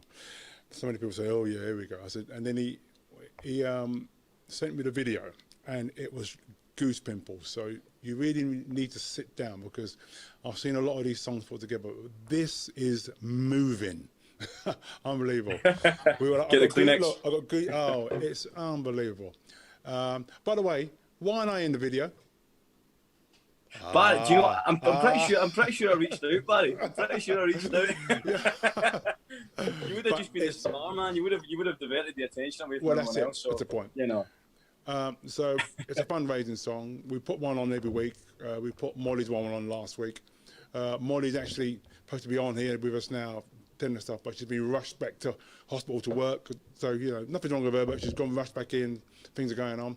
So please stay at home. So tell me about the song, and we play it. Yeah, cool. thanks, Barry. And you're doing some amazing work as well, Barry, man. Honestly, I've been following you on Facebook for the last, I don't know how many weeks you've been doing it, but yeah, unbelievable work again, man. But yeah, the song, actually, I wrote the song about 7 weeks ago with a guy called Jason Clark. And we wrote the song, kind of reached out to NHS charities at the time. And this was way before any songs, anyone had done any songs. So, and they kind of wanted to use it, but then whatever happened, and I guess a lot of other people reached out and it sort of got abandoned. But I just kept going. Asked all my friends, all Ronan's band, who have all played with, some of the greats. The Calls, one's played with the those Calls. guys to help me record it, and then it was I just reached out to like my Instagram, and I think almost 150 people sent back videos with the lyrics. So like I gave everyone like little lyrics to the I'm video. not on your Instagram, type thing, so. Well, I did ask. I asked you on Facebook. I'm not going to let you away with it. You could have sneaked me in there. Barry, you need to get on Instagram though, Barry. Honestly. All right, okay. I'll let you off. I'm on Abacus. It's an old thing. You know what I mean? So the linked out. I mean the band of Ronan's band I've toured for the last 25 years. So you've got Keith Duffy, you've got Greg, you've got Liam. Greg Bourne. Greg Bourne, yeah, Greg Liam Bourne. Bradley. Liam Joe Bradley. Garland. Joe Garland. And we've all been travelling for the last, since day one, with Ronan, and we've travelled the world, haven't we? I mean, Yeah, I mean, I've been very lucky, man. The past 4 years to be kind of invited into that close circle, and it's just been a blast, man. It's been a blast, and writing with Ronan on his records and stuff, and writing on his new single as well, which is out just now, which has been amazing. Yeah. So it's just been a blast for me, man, and some of my best friends. It's not just good musicians. It's real friends. And that's what I found with this whole video. We're doing this video to raise money for the NHS, and no one hesitated. No, and I know that it's great. there's a bit of downtime at the moment, but nobody hesitated. You didn't hesitate to get it on here, and no. Well, you told me about it. I said, right, let's get it on. Let's get it on. You told me about it, didn't you? Yeah. A long time ago. Right, come on, let's get it on. Weeks and weeks. And I've just been trying to get it ready because it's amazing. I've had a woman, Jane. She's helped me with the PR. I've had Scott, Lexi, Scott Beer. He's the video editor in the States. Jay, he created the artwork. I mean, there's just been an amazing amount of people, and all the people in the video as well. That's who are the most important, I think. It's James McNally's mom's in it, my grand's in it, my mum and dad are in it. There's key workers in there, postal workers. We need to do a re-edit with Barry Knight, actually. The Barry Knight edition. Just me, I want to be in it. All right. Anyway, you've got your own causes, man. I totally understand, man. I know, but you've been by watching and spreading the word about what I'm doing and what you're doing, we're all doing the same thing, That's it, man. Yeah. And we can't do it without the people who are watching this show. That's the most thing. And the people who are taking what we're doing and think, oh, I can do something. If we all do a little bit, we're fine. We will get through this. Well, that's the thing, innit? It's like you can't do everything, and we just put this out there. Obviously, all profits are going to go to the charity as well, and we can just put it out, hoping even if it raises 50 quid, man. If it raises, it doesn't matter. It's something, and it's to be honest, even if it brings a bit of joy to people in this crazy time, that's all that matters, really. So I'm glad to be a part of something like that, and it's just been really heartwarming for me to do something with whatever my skills are. We're going to play this song. Hope people enjoy it. Thanks a lot again, Dan. Let's get a coffee, and you know what?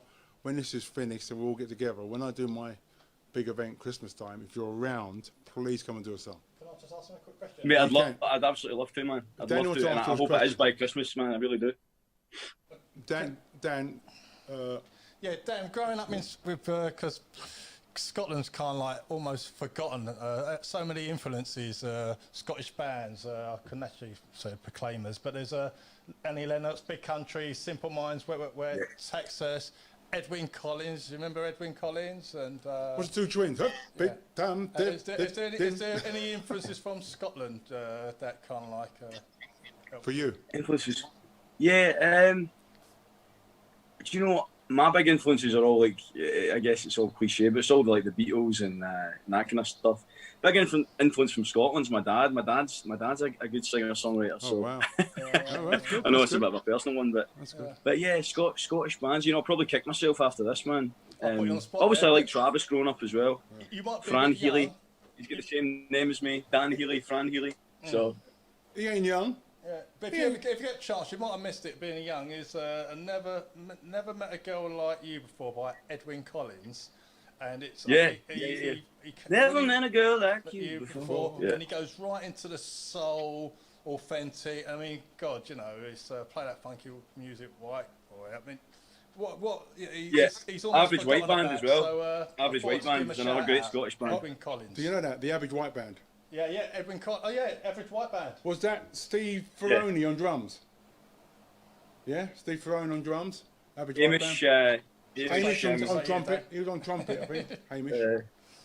Anyway, we're going to play this lovely song Yeah, of man. yours. I'm not going to put you on the spot no more. I really appreciate what you're doing for all these people and the national help and all that kind of stuff. Yeah, man. And you, Barry, honestly, you're an absolute angel, man. You really are, man. It's you're on feet in the ground and unbelievable, man. Just keep up the good work, man. Honestly. Same to you. Scotland! Scotland!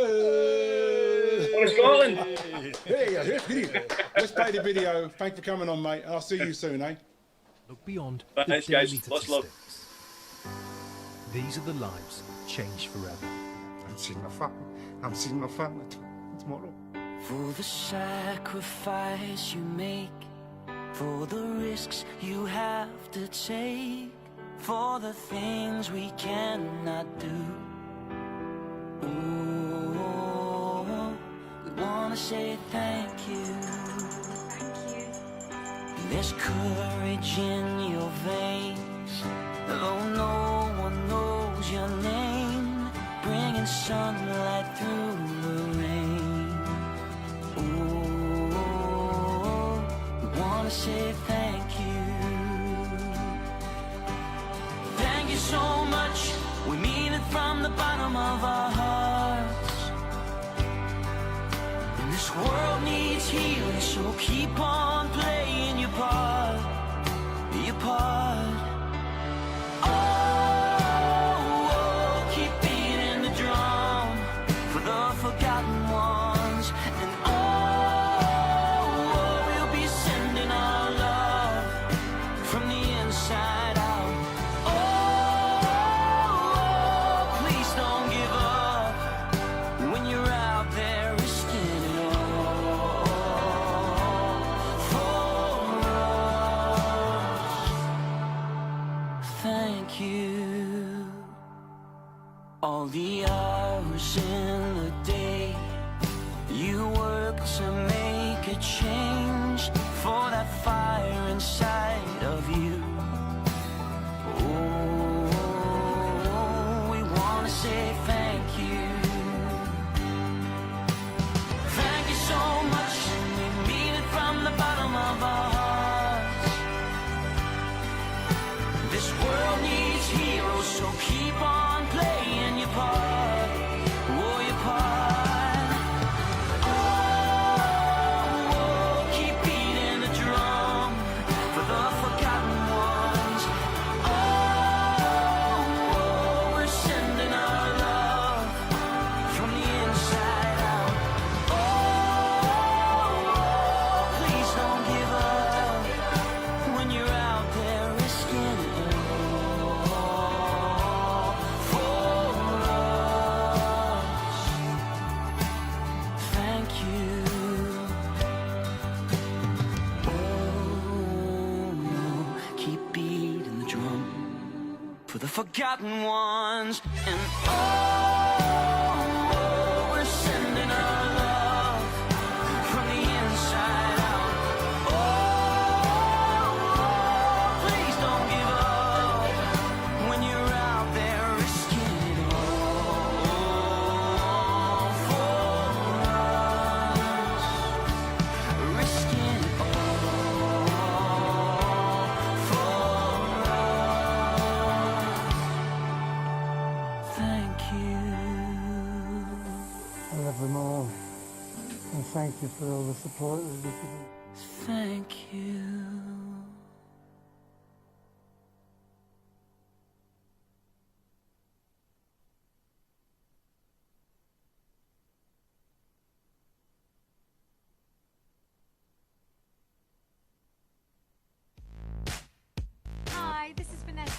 And this is Ben.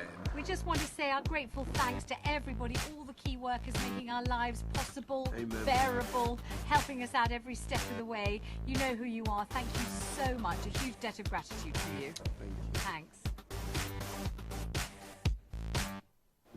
Yeah, I've just got to say hello to Katie Aburn. That's from Costa. And I'll tell you what, I was talking about Edwin Collins earlier on, so there's Edwin Collins. Oh, sorry. Requested and, requested on our behalf for Sharon Anna, and that's from Dennis O'Reilly. So we're even doing things for you, Dennis. And got to say hello to Peter Venables and Jean Barry. She's like a sponsor for me. Barry Killett, I've got to mention him because he'll just scream at me next week. Yeah, he's come out. Steve Martin, he's having a good time there. And also Jonathan James and Gary Wallace. There's so many people there. I've got Ray and Karen. Also Sharon and Ray, lovey-dovey. And all for those. Sorry, got to mention a friend of mine, Louise Banton and Annie Mayer, Steve Funky Feet once again, and Lewis White, who helped us out on the Oh Yeah Yeah group. Yeah, I'm supposed to be looking at the screen. But going to get round to a few more people and Paul Gaynor as well. Barry? Yes, Danny. Yes, Danny. Now, Danny, I've been really nice to you. I ain't said nothing. Last week, What do you mean you've been really nice? I've been nice to you. I just didn't mention nothing about what I want to mention because I've been getting the daggers. You understand? Since I mentioned something last week, You're a nutter. your phone ain't stopped. Right? We've had pictures sent in from us, you know. Clem? Yes, sir. We've had these pictures sent in, and a few women have sent pictures in. What? Yes. And I'm saying, well, you know, Gary Wallace and all these guys were wondering, you know, what one of these would you like to go out with? Now look at the booth on the one on the left there. What's the line here? Because we're in the year 2020. No, look at the booth on. Look at the booth on. Right. Yeah. I can see you now. Do you know that's a guy dressed up as women? Is he? Yeah. But I guess it's all down to personality. What is that, rainbow? Again? That rainbow, yeah, it's down to the personalities. You've got the telephone numbers. I'll have to do a little selective and probably have to do it over Zoom. Zoom? Yeah, but I've got it. If you... Well, I'm trying to... By the end of this crisis, your crisis is going to be over, Danny. You know that. Can I just bring people up to date? What he's alluring to, right? He's going around the asses, right? I think he's got a radar going on. Barry last week, he kind of like put it on me about relationships, and he was trying to pimp me out there in some shape or form. And I have. Yes, and I have had some offers and everything, and at one point he's actually going to try and raise some money for Morrison's, the fund, by offering like a date with me, but we can't do that through Zoom. So I've said to Barry, I've had some offers and everything. But have you had offers? Yes, it's all platonic at the moment. It's the Zoom and everything, and yeah. But also, I'm not going to say too much. I'm just going to leave it like that. And if you carry on, by the way, Mark Langley said he's going to have a word with you. He's a bit worried. And does he know? Does he know? Yeah, Nicky Hardeman as well. Do they know that I'm a roader? Yeah, we don't argue. I'm a road runner. We don't argue. Yeah, and so, John, you know. Oh, by the way, keep on forgetting John, the manager. He's like the original manager in Governors down the Wharf Road in Blake's at one point. He's there in Brighton. So, John, thank you very much. And I think you need to come and talk to this fella because he's one of the only ones you used to get through to. But just get through to him. On a serious note, since I've been doing the programme, I've noticed a lot of old friends, I mean, around the world, basically, are all kind of keep getting in contact. You know what I mean? Like, there's a guy you said there earlier on. I went to school with him, Barry something. You know, I went to school with him. I ain't seen him. Barry Killick. I mean, I know the name. I know he was into racing dogs and all that kind of stuff. But I ain't seen him in 40 years. And it was nice to hear his name, David Holder. Yeah. The Holder family, you know. Did you know? Go on. See, Barry's brother is married to Teresa Vernon. Now, Teresa Vernon is the cousin of who we keep on forgetting. Oh, I don't forget you. You're in trouble. And you mention your girlfriend, Tina. So Tina Vernon. Right. Who's in my class. Who's in my class. Yeah. And Tina Vernon, who's actually organises a lot on the big KO. So, hello, Tina. Tina's the girl who whips us into place. Carry away, doesn't he? And someone said, oh, all these living. But by the way, the picture behind me is Fools and Horses. Okay, so this is the living room of Fools and Horses. So this is all the technology. Danny has a lovely rainbow behind him, which I can't like. I'm getting worried, but he's got this rainbow behind him, right? And that is representing two aspects of what's going on in this world. And that's from kindly borrowed from the Worcester newspaper. But we saw that on the 75th anniversary yesterday. So hello for anybody in Worcester, or if you're posh, Horsechester. Okay. Right. Can you say Covent Garden? Covent Garden? No, say it properly, Danny. Covent Garden. He's being posh. He's being posh. I can't say Hatton Garden. Oh, go on then. Say Hatton Garden. I can't say Hatton. What can you say then? Because it's like saying ass, isn't it? It's like Mickey Flanagan. You can't say that. You ain't gone 9 yet. Yeah, huh? You can go around, come around my ass. You can't say that, can we? It's Cockney. There we and go. see what it was. We all grew up with council flats, so we said to people, "Do you want to come around my flat?" Around the flat. We didn't say house. House, no, because we didn't. Unless you know Tom Jones. Oh yeah, a lot of us didn't live in. You got to think. I come from this council estate, a Barrow boy, and I was doing what I had to do, and then 1 minute I was over the Lyceum at a punch up, and then next minute I was on this. Who had a punch up with? I'll tell you what. I've got you know what, Dan? You know. I'll tell you what.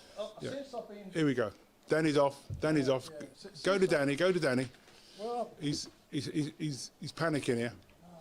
What? You looking for something? Yeah, I'll find it in a moment. It's gone Right. somewhere. Yeah. So what I'm saying, when I started off in the music business, you were doing the stage 3s. Yes. I remember you. The point is, no, but hang on. You got to remember something. Yeah. When you were doing the stage 3s, there was no mobile phone. There was no print or any printers. People don't know what stage 3 I know. was. Well, I'm saying Danny done all these trips on the coaches. We went all over to different clubs, all up and down the south coast. You know, and we went and we In Laysdown. Hello to people in Laysdown. Hello, Ray Chandler and everybody else out in Laysdown, by the way. So what happened? What happened? Danny used to write all the cards, electroset, and make them up. And how much it's like? What, £4? What, two? What's the first one you done? £2.99. £2.99. And a half p. And a fiver. £2.99 and a half p to go on a coach to a club. To Steve Walker was DJing in most of these clubs. Yeah. And Steve Jackson was with Steve Walsh and John Osborne. And John Osborne. And then while that was on, there was only one. We had all the private stations, but you had Greg Edwards playing the Friday night, and we went on the Saturday night with Steve Walsh. Yeah. So we had our, kabukis. We had our kabuchis on. We had our waffles, our farrows.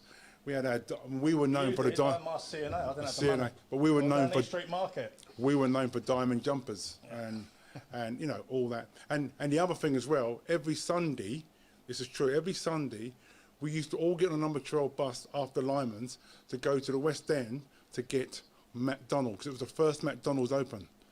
So we used to all get on the bus to the West End to get the McDonald's. So how time has changed. As time has changed, but we're at times now where we have to stay at home and we all have to get to know each other. And it's been great doing this show. I mean, we've learned a lot about the show. We've learned a lot about people. So we're trying to, and having all these stars coming on, and Danny doing the music, and Clem and Tina and Jeff and all the team working around it all. It's actually saved us from being bored, because everyone all stuck at home. And I know all you guys are out there now in your garden with your laptops, your phones, and all your thing, watching it. And you know what? You don't have to watch it. You can watch the BBC, but you are watching it and you are relating to what I'm talking about. So big up the old South London. There you go. South London. We've got some of these shirts actually.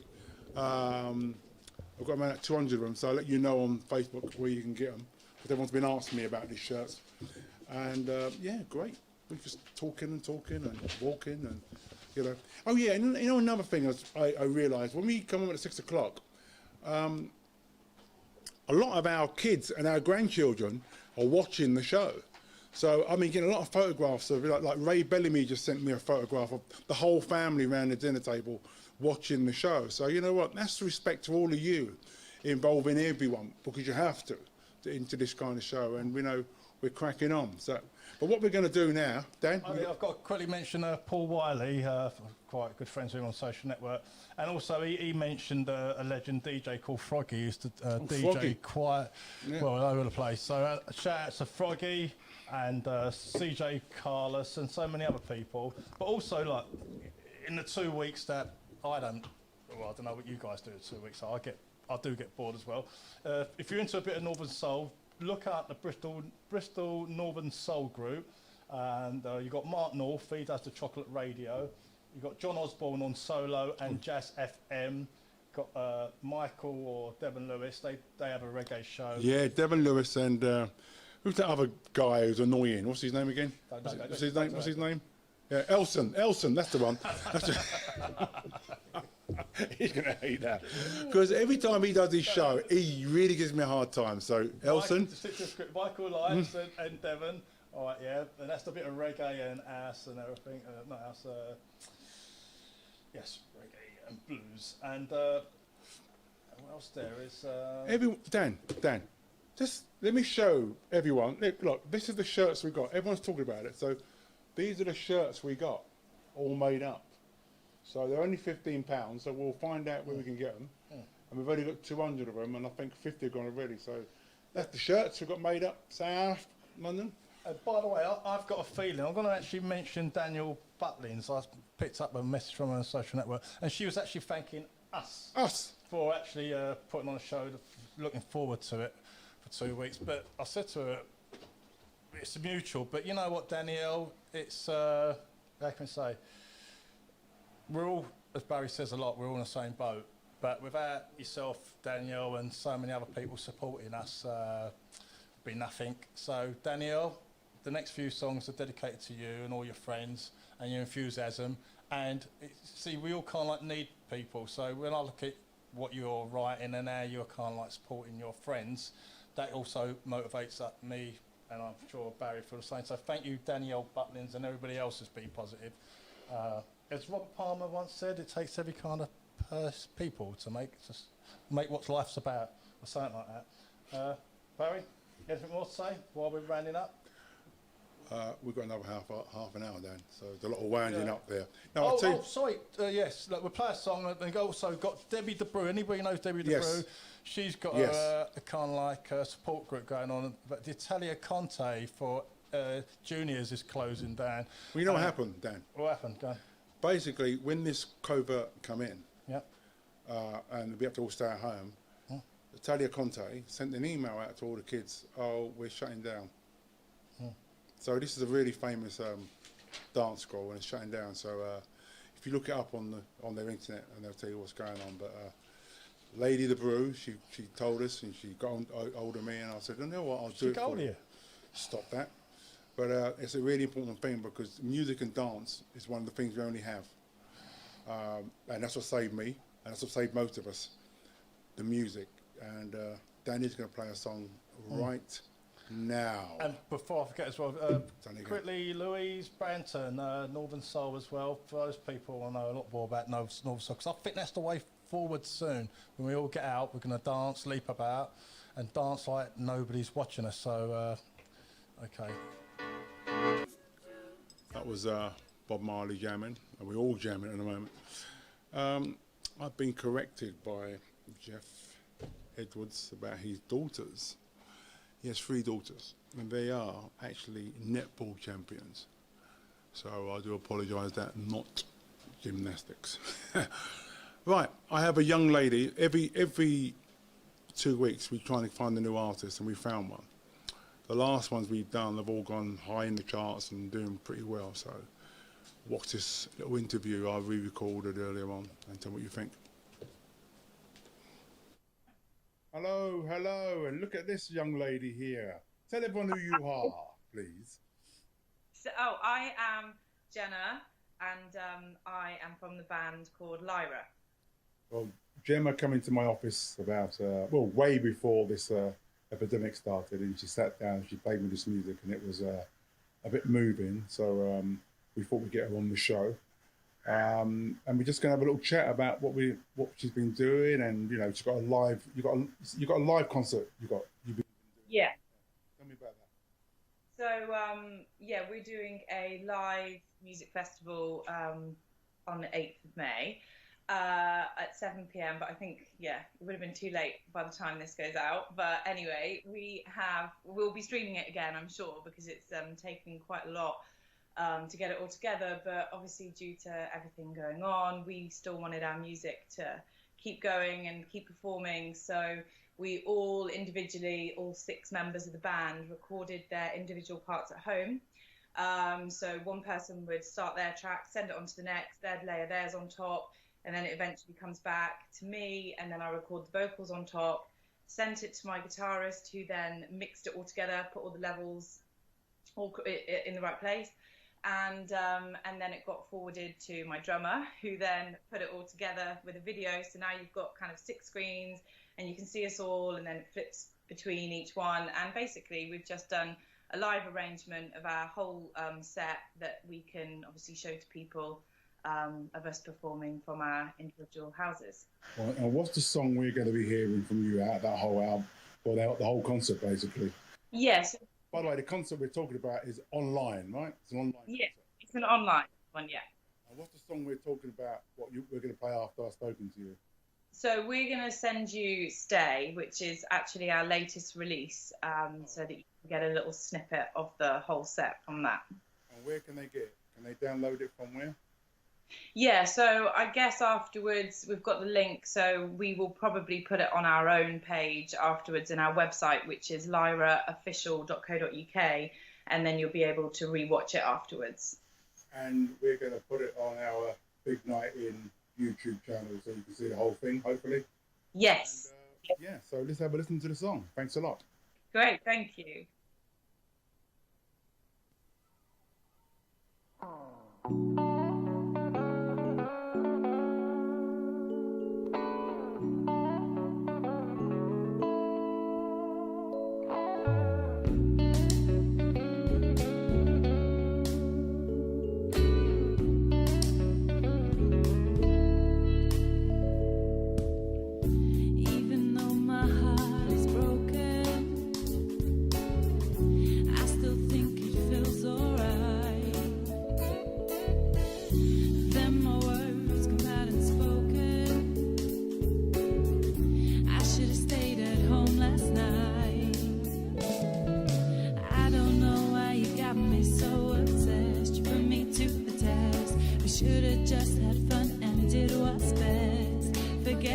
Should have been necessary to us both when we were deep in love. Next thing I'm waking up with this regret that I can't get rid of. And I still think about you, wonder if you still do. And I still think about you, wonder if you still do. And every time I think about, wonder if you think about. Every time I think about, wonder if you think about. Every time I think about, wonder if you think about. Every time I think about, wonder if you think about me. Wonder if you think about me. Wonder if you think about it. Love for you is reoccurring. I know you still feel it too. And this lesson that I've been learning,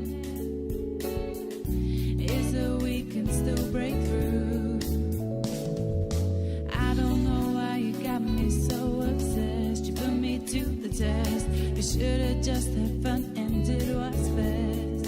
Forget the rest, should have been necessary to us both when we were deep in love. Next thing I'm waking up with this regret that I can't get rid of. And I still think about you, wonder if you still do. And still think about you, wonder if you still do. And every time I think about, wonder if you think about. Every time I think about, wonder if you think about. Every time I think about, wonder if you think about. Every time I think about, wonder if you think about me. I feel so lonely when I think about you. Look at old pictures and it makes me feel blue. Ended too soon and you know that it's true. Can we start over again? I feel so lonely when I think about you. Look at old pictures and it makes me feel blue. Ended too soon and you know that it's true. Can we start over again? Well, that was a great song from a new artist. You know another thing about these young up-and-coming singers, like Danny Wentworth's daughter. I mean, that was a bit special. And the young lady just sung a minute ago. What we want you to do, in 2 weeks' time if we're here, we've got to wait for this message tomorrow off of our lovely Prime Minister, what he's going to say. If we're in 2 weeks' time, I've been getting photographs off the internet and Facebook. Why don't you send photographs in? Any photograph was decent, and then I'll put them up on a loop like I got there, what's going around. And it's really easy to do. I just need you to get your photographs. So there will be an email address that will come up on the Facebook page or on the screen here later on. That you can email it to us, and if you've got my number, text it to me, and I'll get them put on. So the next thing we're going to do now, we've got 15 minutes. We've got one more video to play you out. But Danny, my old friend here, Danny, you're very quiet since I've spoken to you. You've gone very quiet. What's wrong? Because there's a light in front of us earlier on that is kind of like beamed me out. Almost you see in the old 60s movies when the cop used to have that light. I don't mind the shine. I don't mind the shine on my head. Look. Anyway, it distracted me. So we're going to also Millie Small. We've got a little tribute to, just play a song for Millie Small, and I might try and slip in Kraftwerk. And how did you spell her name, Millie Small? S-M-A-L-L. Right. There's no H's there, I can pronounce it. Millie? Millie, M-I-L-L-I-E. Same as my daughter. And yes. But you're Millie, she's Millie Tall. Millie Small died not long ago. She's the lady who sung My Boy Lollipop. Yes, and the thing about Millie Small, not taking nothing away from Bob Marley, but she was was the first musical legend that was exported out to the UK, and she never looked back, apparently. I've never met her, but I've read that in the newspaper. So Millie Small, over to you. Dan, what year? What year? 1960 something. 1964. 1964. You know why? Because I was born that year. Right. So she started My Boy Lollipop. I was Neil. I was born that year when she done that song. It was a hit for a year, so here it is. I thought the other week you said you were 35. Stone. Come over to me if you wanted. Especially for Mark Langley and Karen. All right, Mark, you owe me a tenner. 30 quid. Oh. To you. Oh, sorry, am I still on? By the way,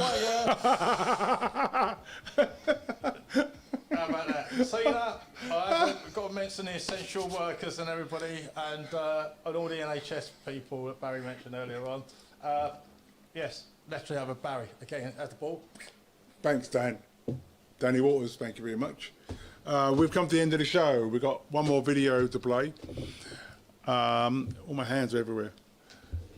I think what we're trying to put across there, that if we're here in 2 weeks' time, we're going to come back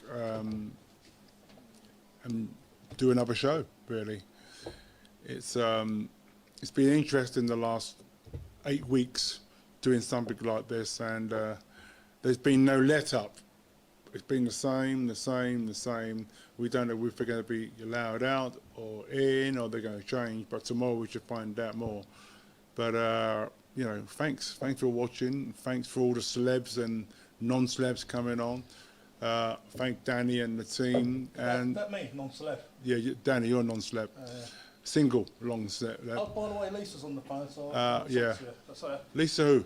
Don't Yeah, all right. that, don't all that. Right, so, yeah, it's just great. We've got one more video to play you from Macaulay. Now, we've set up an email where you can send your pictures. So it's the big night in dot pictures I like it. at Gmail. Big night in dot pictures at Gmail. He's gonna put it But up, isn't he, on we're screen? going to put it on the screen on the YouTube channel, so you're going to see all that. We're going to put all the other videos we've done on the YouTube channel, and we're just going to still raise money. You know, the big night in on Just Giving, and that's it. Thank you very much for Dan tuning in. Healy link's going to come up as well. Yep, Dan Healy's going to have the stuff on there, and you know, it's been a long 8 weeks, but we will keep on coming back until we're stuck in, and when we're let out, we will do the biggest big night out show of all times, because we all need it. So, but stay in, be safe. That's the most important thing. Be safe. All you people around the world who are tuning in, China, America, India, you name it, they're tuning in. We're getting all the stats coming in. We peaked. We went had a look at the peaking, and it went up and up, 3, 4, you know, and it's been resent, so it's doing pretty well. Before you get in trouble, I got a message out from your cousin up in Manchester. Who was it? It's Courtney. Courtney, yes, because you do it. And your agent James on there. Got Wendy Butley and Julie Nielsen and daughter. And Julie Nielsen, I've got to quickly first. She's like the bionic woman. She's in hospital. She had so many operations, induced coma, all lots of stuff, and she's back, and she actually tunes in. Actually, she said like I'm her favourite presenter, but she don't mind you. But that's it, yeah. She ain't cross-eyed, is she? No, that's fine. It's Julie. So you're doing a very good job and everything. But I want to know, we're going to finish this. Do we finish off with another song at the end? No, we're going to play the. We're just running out of time, but it doesn't matter. Yeah. We will play the Macaulay song. Okay. And we are going to finish with a band who played with the first show we done, and now we've got a cover of a song they're going to do now. Listen, thank you very much. Be safe. Thank you.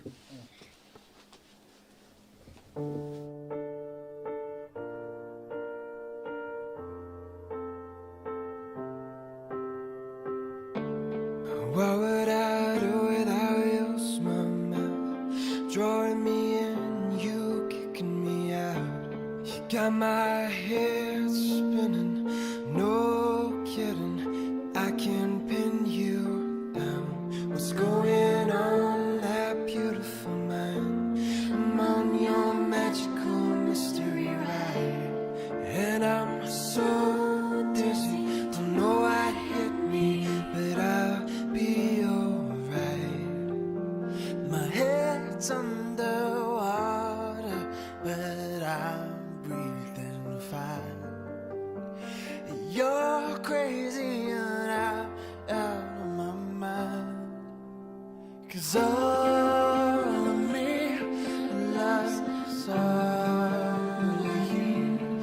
Love your curves and all your edges, all your perfect imperfections. Give your hearts to me, and I'll give my all to you. You're my end, my beginning. You're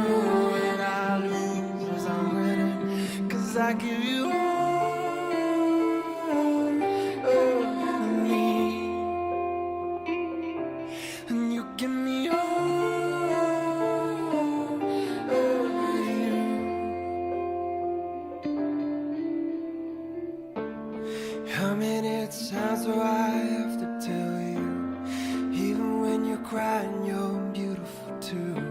The world is beating you down. I'm around through every move. You're my downfall, you're my muse, my worst distraction, my rhythm and blues. I can't stop singing, it's ringing in my head for you.